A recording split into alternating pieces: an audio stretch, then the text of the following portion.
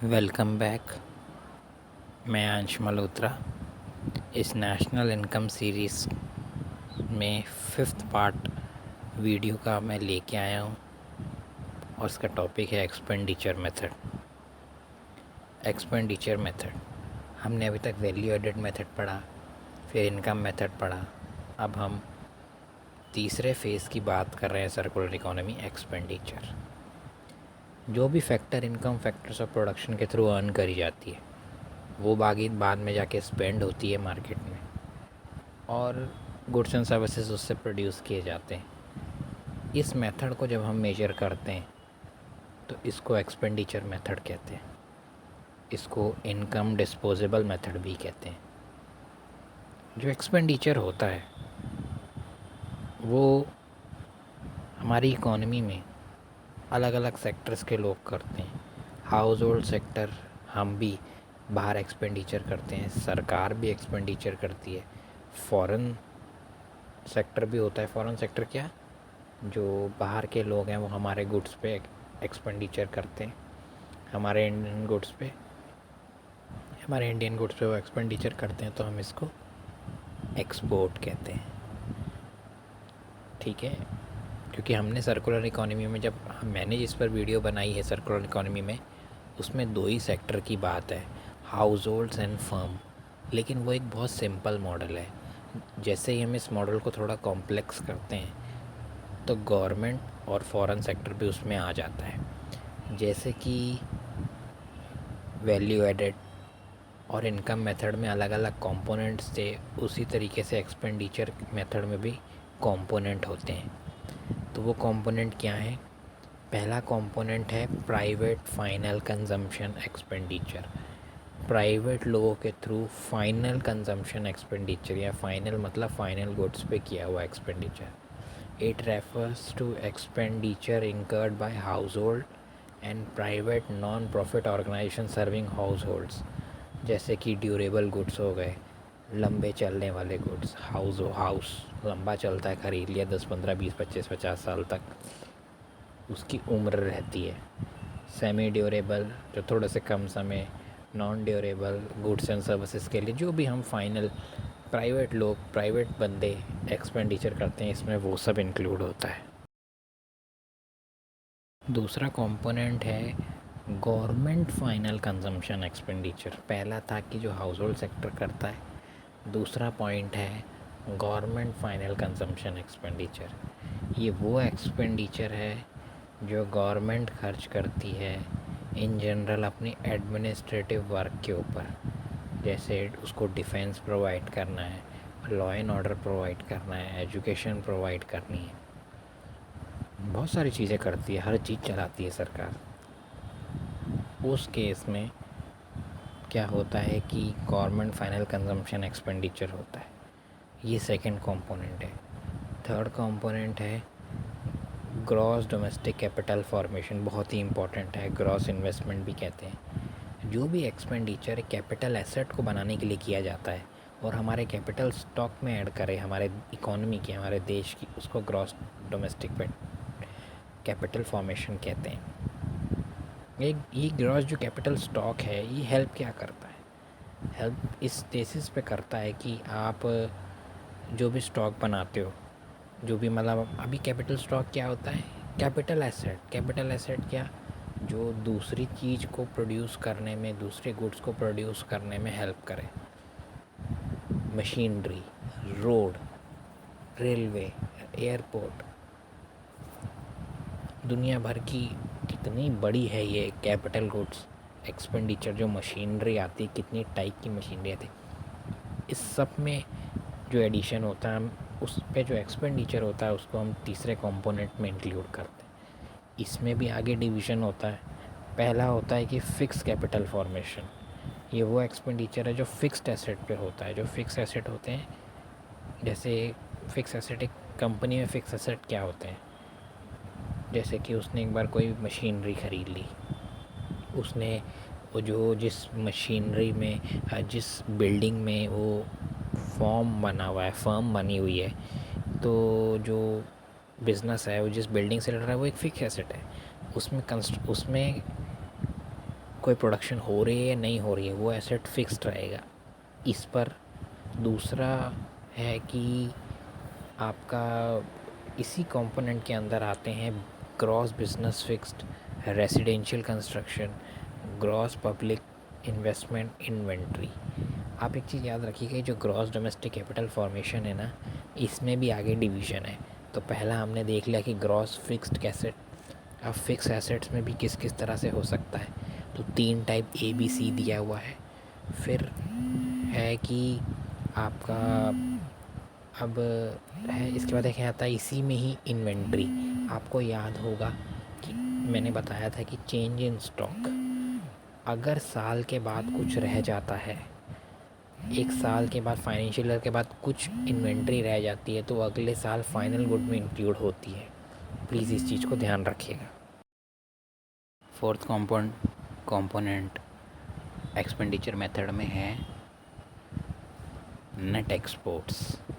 जब हम net exports होते हैं, जब हम एक्सपोर्ट्स में से इंपोर्ट को माइनस करते हैं, ये फॉरेन सेक्टर से, जो फॉरेन सेक्टर का एक्सपेंडिचर होता है ना, एक्सपोर्ट जो होता है उस पे फॉरेनर्स का एक्सपेंडिचर होता है, इंपोर्ट पे हमारा दूसरों के गुड्स पर एक्सपेंडिचर होता है। इन दोनों को माइनस करते हैं तो नेट एक्सपोर्ट्स आता है। अब ये बहुत ही इम्पोर्टेंट लास्ट में आ गया, जैसे कि वैल्यू एडेड मेथड में था। वैल्यू एडेड में जब हम सारे कंपोनेंट्स को प्लस करते थे तो उसका सम जो बनता था वो GDP MP होता था। जो इनकम मेथड था उसमें जब हम सारे कंपोनेंट्स को प्लस करते थे तो NDPFC बनता था, जिसको हम डोमेस्टिक इनकम कहते हैं। एक्सपेंडिचर मेथड में भी हम जब सारे कंपोनेंट्स को प्लस करते हैं तो वह GDP MP होता है, तो उसका सम आता है GDP MP। प्लीज़ इसको ध्यान रखिएगा। फिर उसके बाद GDP MP से NNPFC मतलब नेशनल इनकम कैसे बनाना है, ये प्रोसीजर यहाँ भी लिखा हुआ है, और ये एक बेसिक सी फॉर्मूले हैं जो आपको याद रखने पड़ेंगे आंसर करने के लिए। नेशनल इनकम के तीनों मेथड को समझने के बाद अब कुछ बेसिक से कंसेप्ट रह गए नेशनल इनकम में जो बहुत ज़रूरी होंगे। फाइनली उसके बाद पूरा टॉपिक नेशनल इनकम का ख़त्म हो जाएगा। तो अब वो आखिरी टॉपिक में सबसे पहला टॉपिक है national income at current price and constant price. ये सिर्फ नेशनल इनकम तक सीमित नहीं है। इकोनॉमिक्स में हम अलग अलग मेजर्स लेते हैं, इन्फ्लेशन कैलकुलेट करते हैं, नेशनल इनकम कैलकुलेट करते हैं, GDP कैलकुलेट करते हैं। तो उसको हम 2 तरीके से कैलकुलेट कर सकते हैं, एट करंट प्राइस और at constant price. Current price पे जब हम मेजर करते हैं नेशनल इनकम को या किसी और मेजर को, किसी और इंडिकेटर को, तो क्या होता है, वो money value of final goods and services produced by normal resident of a country at current prices। मान लीजिए फॉर एग्ज़ाम्पल 2022-23 की नेशनल इनकम 2019 और 23 में जो प्राइसेस चल रहे थे उसी पर कैलकुलेट होती है, तो इसको हम कहेंगे national income at current prices. Current मतलब अभी जो चल रहा है, ठीक है। अगर यही national income at constant price होता, तो जब नेशनल इनकम की मनी वैल्यू कैलकुलेट की जाती at the measure of base year. Base year क्या है, क्या होता है कि कोई भी इकॉनमी में एक बेस ईयर को मान लिया जाता है। हमारे देश में आज 2011-12 का बेस ईयर माना गया है। ये बेस ईयर क्यों लिया जाता है, हम इस बेस ईयर को बेस बनाकर अपनी वैल्यू कैलकुलेट करते हैं। मतलब जो इस ईयर में प्राइसेस चल रहे थे ना, उसके हिसाब से आज GDP या नेशनल इनकम कितनी है। जनरली ना ये ऐसा ईयर चुना जाता है बेस ईयर जिसमें फ्लक्चुएशंस कम थी, जिसमें अनसर्टेनिटी कम थी, जो कंपैरेटिवली थोड़ा सा ठीक ईयर रहा हो। जब हम ये मेजर लेते हैं तो उससे अभी ऐसा, अब ये जो रेड बॉक्स है इसमें लिखा जाता है कि भी ऐसा हम क्यों करते हैं, बेस ईयर पे हम कैलकुलेट क्यों करते हैं। बहुत बहुत इम्पॉर्टेंट रीज़न है। किसी भी चीज़ को, जैसे कि नेशनल इनकम है, उसको कांस्टेंट प्राइस पे मेजर करना इसलिए इम्पोर्टेंट है क्योंकि जो नेशनल इनकम करंट प्राइस पर होती है ना, वो हमें मिसलीडिंग पिक्चर दे सकती है इकोनॉमिक प्राइसेस की। कभी आप सोच के देखिएगा कि जो नेशनल इनकम है, प्राइस, मान लीजिए नेशनल इनकम 2011-12 के बाद कोई प्रोडक्शन की वैल्यू जो है, प्रोडक्शन की क्वांटिटी है, उसमें तो फ़र्क नहीं आया, सिर्फ चीज़ें महंगी हो गई। जब आप उसको प्राइसेस बढ़ गए हैं लेकिन प्रोडक्शन नहीं बढ़ी है, तो वैल्यू तो नेशनल इनकम की करंट प्राइसेस पर ज़्यादा आएगी। लेकिन क्या असली में इकोनॉमी एक्सपेंड हुई है? नहीं हुई है। ये बात मैं आपको आगे एग्जांपल से भी समझाता हूँ तो आपको और अच्छी समझ आएगी। एग्जांपल से आप समझते हैं जो मैंने पीछे समझाया था। देखिए, बहुत ध्यान से देखिएगा। इस एग्जांपल में बेस ईयर प्राइस लिया गया, और बेस ईयर क्या लिया गया है? 11-12 को। और करंट प्राइसेस को लिया हुआ है जो 2022 और 23 का है।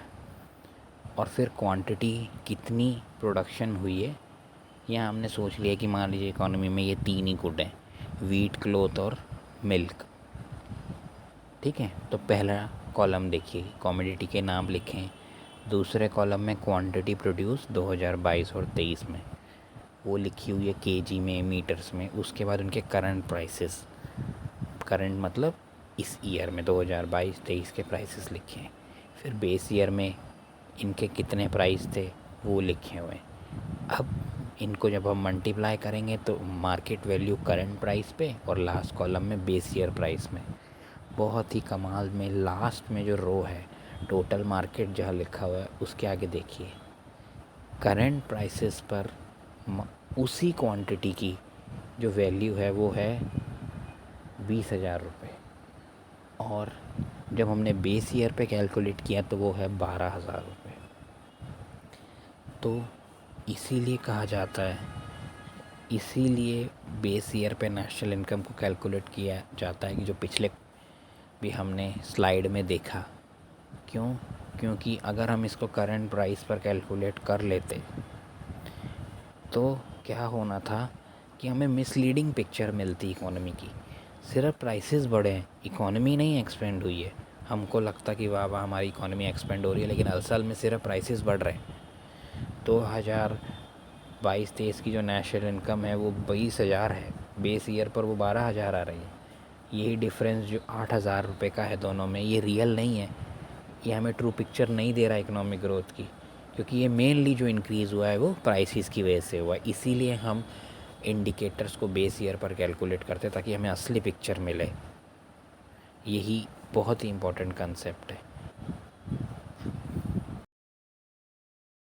एक एग्जांपल से अब एक फार्मूला हम समझते हैं जिससे आप कैसे नेशनल इनकम जो करंट प्राइसेस पे है वो हम कांस्टेंट प्राइसेस में कन्वर्ट कर सकते हैं। न्यूमेरिकल के भी एग्जांपल एज अ न्यूमेरिकल ये पेपर में भी आ सकता है, और एक ही बेसिक फार्मूला है जो समझने की ज़रूरत है कि काम कैसे कर रहा है। देखिए गाइस, ये हो सकता है, ये एक प्राइस इंडेक्स की थ्रू किया जा सकता है। प्राइस इंडेक्स क्या होता है?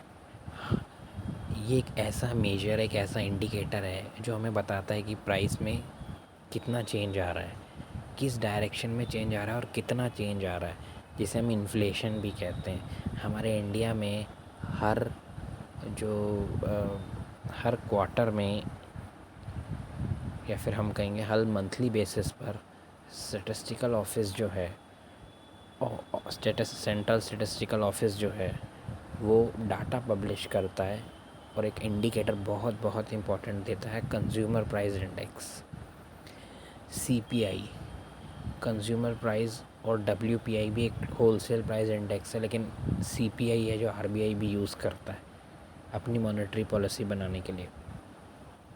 वो एक, उसको हम प्राइस इंडेक्स कहते हैं, उसको यूज़ किया जाता है बहुत चीज़ों को कैलकुलेट करने के लिए। तो अब ये फार्मूला जो सर्कल में बना हुआ है ये बहुत इम्पोर्टेंट हो जाता है कि national income at constant price equal होती है national income at current price divided by price index into 100। ठीक है, इंटू 100। एग्जाम्पल दिया हुआ है रेक्टेंगल बॉक्स में। मान लीजिए करंट ईयर का प्राइस इंडेक्स जो है वो 200 है और करंट इनकम है, करंट प्राइसेस पे नेशनल इनकम है वो है 1.5 करोड़। तो national income at constant price कैसे होगी, दोनों को हम डिवाइड करेंगे 75,000 करोड़। प्लीज़ इस फॉर्मूले को याद रखिएगा, बहुत ही इम्पोर्टेंट है। कंसेप्ट है नॉमिनल और रियल जीडीपी। ये बिल्कुल जो national income at current prices और कांस्टेंट प्राइसेस हमने पढ़ा है ना, ये बिल्कुल वही चीज़ है, बस इसका थोड़ा नाम अलग है। पहला, नॉमिनल जीडीपी क्या है, जब नॉमिनल जीडीपी कैलकुलेट की जाती है सेम ईयर के प्राइसेस पे, करंट ईयर के प्राइसेस पे, तो उसको हम नॉमिनल जीडीपी कहते हैं। बस जैसे कि national income at constant price होती थी। रियल जीडीपी क्या होती है, जब हम एक जीडीपी को गिवन ईयर की एस्टिमेट करते हैं बेस ईयर के प्राइसेस पर, उसको रियल जीडीपी कहते हैं। बस इतना याद रखिएगा। बिल्कुल सेम ही फार्मूला जो national income at current prices को कांस्टेंट प्राइसेस में कन्वर्ट करने के लिए यूज़ होता है, वो ही नॉमिनल जीडीपी को रियल जीडीपी में कन्वर्ट करने के लिए यूज़ होता है, जो सर्कल में दिया गया है। बहुत इंपॉर्टेंट फार्मूला है, प्लीज़ आप इसको ध्यान से देखिएगा। फाइनली नेशनल इनकम का आखिरी टॉपिक, जीडीपी एंड वेलफेयर। अब जब जीडीपी नेशनल इनकम हम कैलकुलेट कर लेते हैं किसी इकोनॉमी का, तो जब शुरुआती इकोनॉमिक्स हुई थी, इन्वेंशन हुई थी, तो सबकी जो होती थी ना, एक थॉट होती थी कि भाई बहुत ज़्यादा प्रोडक्शन मतलब ज़्यादा प्रोस्पेरिटी, ज़्यादा सक्सेस, ज़्यादा तरक्की। लेकिन समय के साथ जब हमारी एक्टिविटीज़ का इन्वायरमेंट पे डैमेज होने लगा ना, इंसान को समझ आने लगा, तो उसने क्वेश्चन किया, क्या हायर जीडीपी का जनरली ये मतलब हो सकता है? क्या हम सही सोचते हैं कि ज़्यादा जीडीपी मतलब ज़्यादा सक्सेस, प्रोस्पेरिटी? शायद नहीं। इंसान को इस चीज़ पे डाउट होने लगा, क्योंकि जितना इन्वायरमेंट डैमेज होने लगा ना हमारी इकोनॉमिक एक्टिविटीज़ की वजह से, air pollution, noise pollution, water pollution, ozone layer का डिप्लीशन होना, पूरे अर्थ की वार्मिंग होना, ग्लोबल वार्मिंग जिसको कह रहे हैं, ग्लोबल राइज होता है टेम्परेचर, तो इसीलिए ये जीडीपी और वेलफेयर का कंसेप्ट आया। जीडीपी, हायर जीडीपी को जनरली देखा जाता है कि लोगों का ऐसा समझा जाता है कि इसका मतलब ये भी हुआ कि ज़्यादा वेलफेयर, लेकिन ये हमेशा करेक्ट नहीं होता, क्योंकि जो जीडीपी का कंसेप्ट है ना, उसकी कुछ लिमिटेशंस होती हैं, उसके कुछ पॉइंट्स दिए गए हैं गाइस।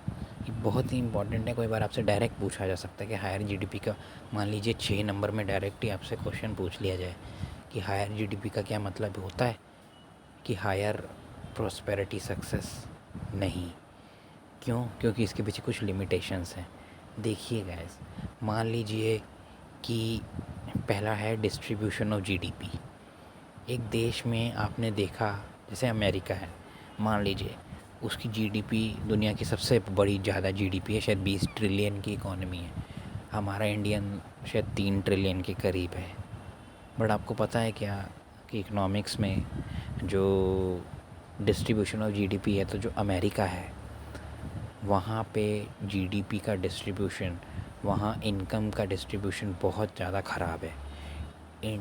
अमेरिका जो है वो हाईली अनइक्वल सोसाइटी है। हमारे इंडिया में भी ये वाली प्रॉब्लम है। अगर मेजर किया जाए तो अमेरिका कंपैरेटिवली ज़्यादा अनइक्वल है, लेकिन उसकी जीडीपी सबसे ज़्यादा है, और हम कहते हैं कि वहाँ पर बहुत ज़्यादा जीडीपी है तो इसलिए बहुत ज़्यादा प्रॉस्पेरिटी। कंपैरेटिवली ये बात ठीक होती है कि जिसकी इकॉनमी बड़ी है उसके लोगों को ज़्यादा साइंस स्टैंडर्ड होता है, बट ऐसा भी तो हो सकता है कि बहुत ज़्यादा जिन लोगों के पास है, जो पूरी इकॉनमी है उसमें जो इनकम है वो कुछ परसेंट लोग लेकर बैठे हों। आप न्यूयॉर्क को बहुत अच्छी तरीके से समझते हैं, आप न्यूयॉर्क को देखते होंगे, क्या बड़ी बड़ी बिल्डिंग है, बट वहाँ पर भी लोग स्ट्रीट्स में कूड़ेदान में से खाना ढूंढ रहे होते हैं, इतनी हाई प्रॉस्पेरिटी वाली सिटी के अंदर। तो ये जीडीपी के कंसेप्ट की लिमिटेशन है कि इकॉनमी में इनकम तो बहुत ज़्यादा है, लेकिन उसका क्या डिस्ट्रीब्यूशन इतना इक्वल है? कहीं ऐसा तो नहीं कि लोग बहुत और बहुत गरीब और अमीर हैं। दूसरा है चेंज इन प्राइसेस। वो हमने देखा कि कैसे अगर प्राइसेस बढ़ जाएं और हम गलत कैलकुलेट कर लें, करंट प्राइसेस पे कैलकुलेट कर लें, तो कैसे जीडीपी एक गलत पिक्चर दे सकती है। अब है कि नॉन मॉनेटरी एक्सचेंजेस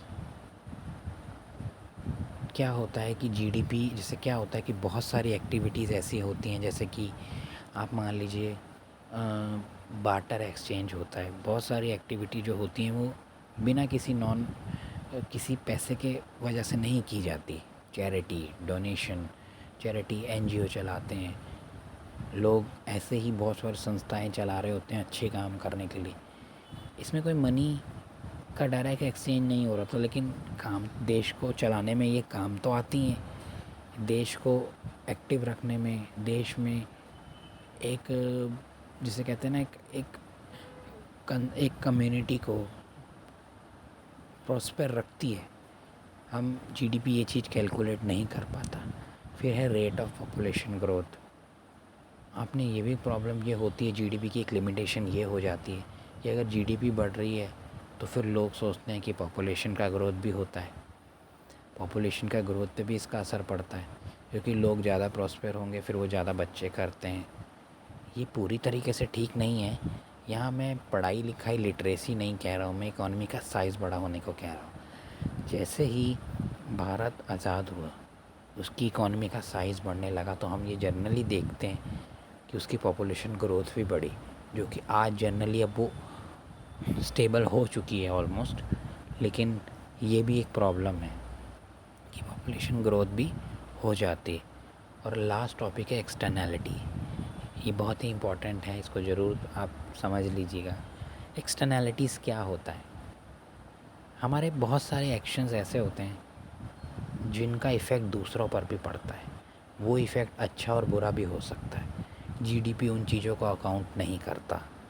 एक्सटर्नैलिटी की डेफिनेशन क्या है जो बॉक्स में दे रखी है? इट रेफर्स टू बेनिफिट्स और हार्म्स जो एक्टिविटी कॉज करती है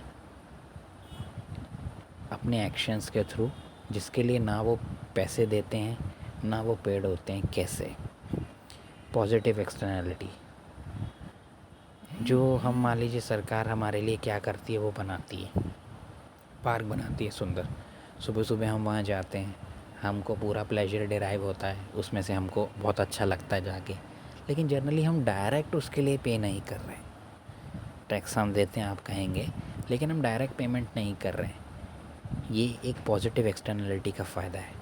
एक कंसेप्ट मैं और देता हूँ कि मान लीजिए आपका घर है जिसमें बहुत अच्छे फूल लगे हुए हैं, और आप ही के साथ में एक घर है जो बीज उगाता है, मतलब बीज मतलब मधुमक्खियों को पालता है। तो उसकी जो मधुमक्खियाँ हैं वो आपके यहाँ से जो फ्लावर है उसका नेक्टर लेंगी, जो रस लेंगी और अपने यहाँ हनी बनाएंगी। जनरली आपसे उसको पॉजिटिव एक्सटर्नैलिटी हो रही है। जो आपका पड़ोसी है उससे आपकी हनी जो है, उसके जो उसने मधुमक्खियाँ पाल रखी हैं वो आपके यहाँ से नेक्टर चुराती हैं और अपने यहाँ पे हनी बनाती है। तो क्या आपको नहीं लगता कि आपके नेबर को आपको पे करना चाहिए? जीडीपी ये चीज़ों को अकाउंट नहीं करती। और फिर है नेगेटिव एक्सटर्नैलिटी, जो बहुत ही बढ़िया कंसेप्ट। नेगेटिव एक्सटर्नैलिटी का एग्जांपल है, मान लीजिए इन्वायरमेंट पॉल्यूशन। जैसे इन्वायरमेंट पॉल्यूशन क्या होता है? जैसे कि क्या होता है कि आपने कोई एक्टिविटी की और उसकी वजह से क्या हुआ कि आप मान लीजिए बाइक चलाते जा रहे हैं, उससे पॉल्यूशन हो रहा है, दूसरों की हेल्थ ख़राब हो रही है, ये नेगेटिव एक्सटर्नैलिटी हो गई। तो ये भी जीडीपी कैलकुलेट नहीं करता। फाइनली नेशनल इनकम का टॉपिक पूरा ख़त्म हुआ और ये 5 वीडियो की सीरीज़ बनी। मैं आगे भी इकोनॉमिक टॉपिक्स पे वीडियो बनाता रहूँगा। मैं मनी और commercial bank and central bank पे सोच रहा हूँ वीडियो बनाने के लिए, वो मैं पुट करूँगा ऑनलाइन। और भी किसी टॉपिक पे अगर आपको चाहिए हो तो आप बताइएगा, कमेंट सेक्शन में ज़रूर बताइएगा। और ऐसे ही मेरे वीडियोस देखते रहिए। Thank you so much.